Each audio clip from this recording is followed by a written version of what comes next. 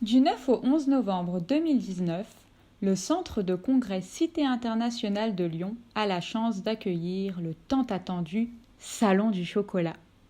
Il réunit exceptionnellement les plus grands chocolatiers de France. Plus de 80 chocolatiers, chefs et jeunes talents sont au rendez-vous pour partager leur passion du chocolat et de la pâtisserie. À cette occasion, on peut profiter de dégustations, cours de pâtisserie, défilés de robes en chocolat, ateliers ludiques pour les enfants et expositions.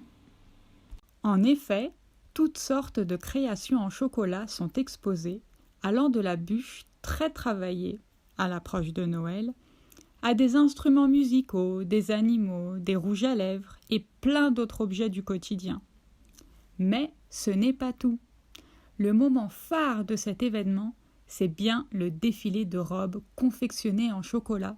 Oui, vous avez bien entendu, des robes en chocolat. Ces robes sont le fruit d'un travail de collaboration entre stylistes de mode et chocolatiers.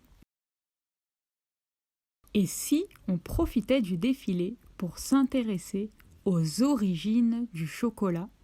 Les chocolatiers, les stylistes ont associé leurs idées, leurs compétences, leurs talents autour du thème retenu cette année, qui est l'épopée intemporelle du chocolat, un thème décliné donc à travers les époques et les pays pour raconter les mutations du cacao au fil du temps.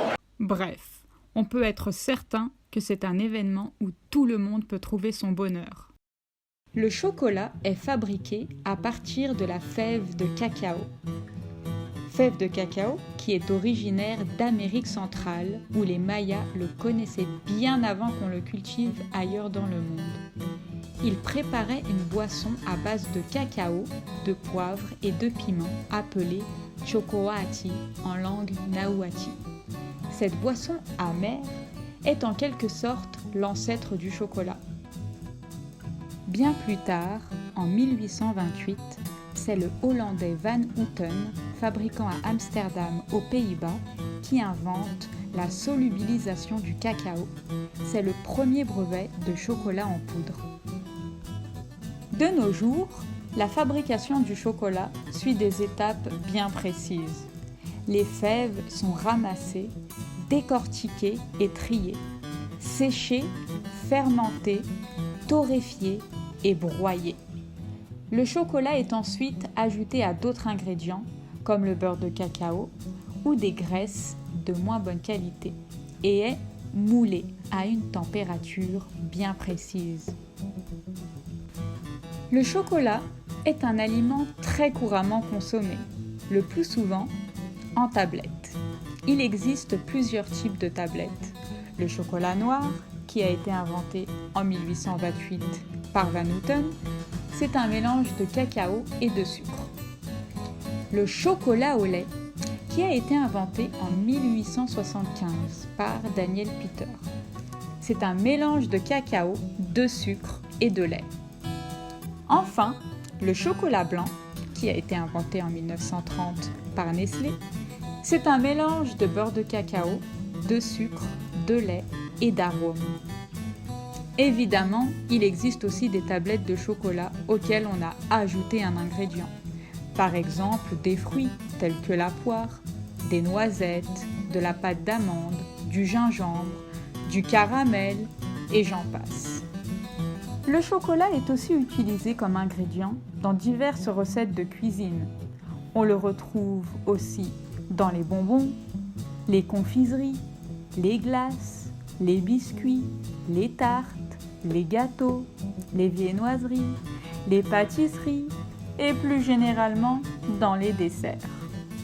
Il ne faut pas oublier qu'on le retrouve aussi en boisson, dissous dans du lait chaud. Il s'agit bien évidemment du chocolat chaud. Contrairement à pas mal de trucs bons, le chocolat n'est pas mauvais pour les dents. Bien au contraire, puisque le cacao contient des tanins, du fluor et des phosphates, 3 ingrédients qui renforcent l'émail tout en empêchant les bactéries de s'incruster dans nos dents et de créer des caries. D'ailleurs, le chocolat noir est un stimulant. Le cacao contient des substances qui augmentent la sécrétion d'adrénaline et favorisent le fonctionnement du cerveau et la circulation sanguine. Il contient aussi de la vitamine E et est riche en magnésium et en fer. Par contre, le chocolat blanc et le chocolat au lait ne contiennent pas assez de cacao pour apporter des quantités significatives de vitamines et de minéraux. Dommage! Alors nous sommes à Lyon. Capitale de la gastronomie. Voilà. Et nous on vient de Nice. Et nous ne faisons pas de chocolat, nous faisons des macarons. Et c'est quoi des macarons d'abord? Des macarons c'est des meringues aux amandes. Plus on en a, plus on attire le chaland et plus on en vend. C'est quoi un chaland? Un chaland, c'est un client. Donc on est venu vendre nos macarons avant les fêtes sur Lyon pour se faire un peu d'argent. Et puis ça se passe super bien et il y a une bonne ambiance et voilà, il y a des on rigole pas mal.